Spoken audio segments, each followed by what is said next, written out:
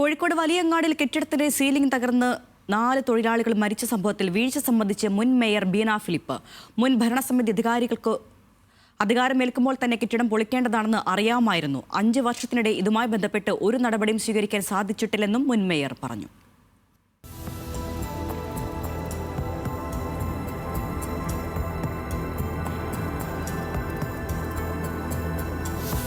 കഴിഞ്ഞ മാസം 23-നാണ് കോഴിക്കോട്ടെ പ്രധാന വ്യാപാര കേന്ദ്രമായ വലിയങ്ങാടിയിൽ കോർപ്പറേഷന്റെ ഉടമസ്ഥതയിലുള്ള കെട്ടിടത്തിന്റെ സീലിംഗ് തകർന്നു വീണ് 4 തൊഴിലാളികൾക്ക് ജീവൻ നഷ്ടമായത്.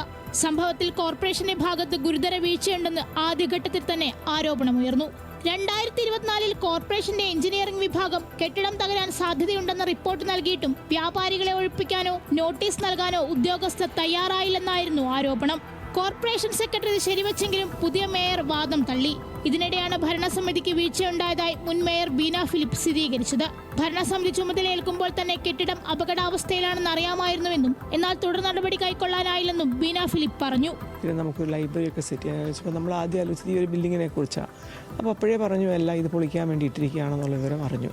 പൊളിക്കലും അതുപോലെ അതിനുവേണ്ടിയുള്ള പ്ലാനുകളൊക്കെ തയ്യാറാക്കി എന്നിട്ട് കെട്ടിടാക്കിയിട്ട് അപ്പോൾ അതിന് വേണ്ടിയുള്ള DPR ഒക്കെ തയ്യാറാക്കാനായിട്ട് അത് ഡിമോളിഷ് ചെയ്യാനും കൂടിയുള്ള ഉത്തരവാദിത്വം അത് ചെയ്യുന്ന കോൺട്രാക്ടറായിട്ട് ചെയ്യുന്ന ആൾക്കാരെ ഏൽപ്പിക്കണം എന്നുള്ള തീരുമാനമെടുത്തു.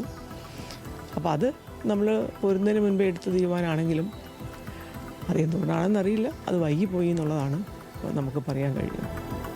2024-ൽ റിപ്പോർട്ട് വന്നപ്പോൾ അടിയന്തര നടപടി സ്വീകരിക്കാൻ ഭരണസമിതി ഉദ്യോഗസ്ഥരോട് ആവശ്യപ്പെട്ടിരുന്നുവെന്നും പുതിയ കെട്ടിടത്തിന്റെ DPR തയ്യാറാവാതിരുന്നതാണ് നടപടി വൈകാൻ കാരണമെന്നും മുൻ മേയറുടെ വിശദീകരണം. ആ കമ്മിറ്റി വാസ്തവത്തിൽ ചർച്ച ചെയ്ത് അവിടെ പോയി അവരെല്ലാവരും ചേരണമെന്നാണ് നിയമപ്രകാരം.